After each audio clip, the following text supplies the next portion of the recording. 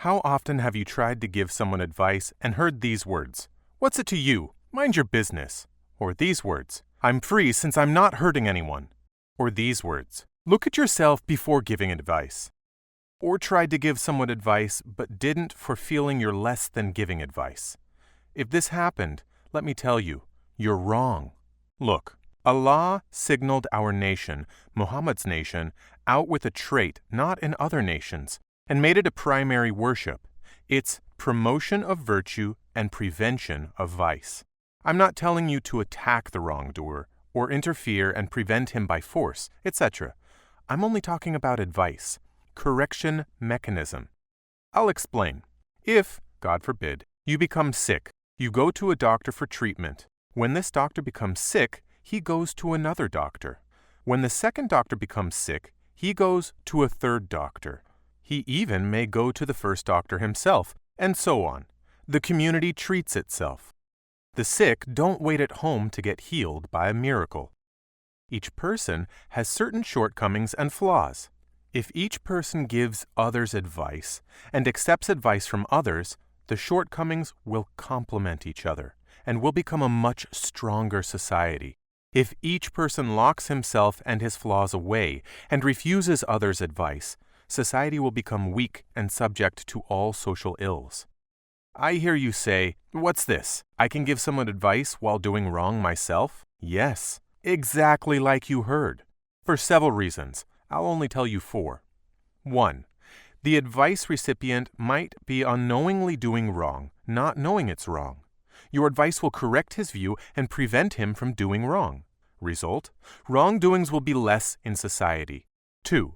The advice recipient might know he's doing wrong, but there's a struggle between good and evil inside him, and he only needs a word from others to wake his consciousness, or strengthen the good inside him, and it'll prevent him from doing wrong. Result: wrongdoings will be less in society. 3. The advice recipient might know he's doing wrong and insists on it with premeditation, because he thinks it's okay, and so what, everyone does wrong. But when someone like you gives him advice and prohibits his wrongdoings, he'll reflect and know that society isn't easy peasy and doesn't accept wrongdoings. Result: wrongdoings will be less in society. 4. Regardless of everything, you yourself, you'll be the first one benefiting.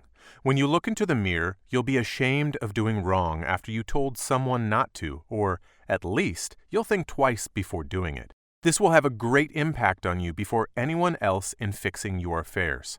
Result: wrongdoings will be less in society.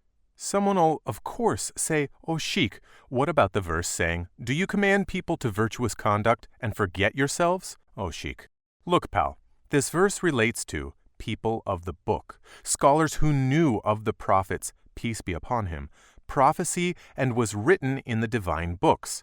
Even when they were asked about the prophet, they acknowledged that he's Allah's prophet, but they were too arrogant to follow him. That's why this verse was revealed about them. Even if you take the words in their general meaning, you're commanded to do 2 things. Advise yourself to virtuous conduct and advise people to virtuous conduct. If you couldn't do one, this doesn't mean you should neglect the other. Summary: if someone sees you doing wrongs and gives you advice, focus on its content and forget the advisor. If you don't like the advice, ignore it. If you see someone doing wrong, don't withhold advice, but give it calmly, not in public, and without overstepping. By doing this, we'll have realized the most important trait Allah gave our nation, and guaranteed to live in a better society. I want you to write down in the comments an advice you'd like to give to other viewers. Let's train on giving and hearing advice.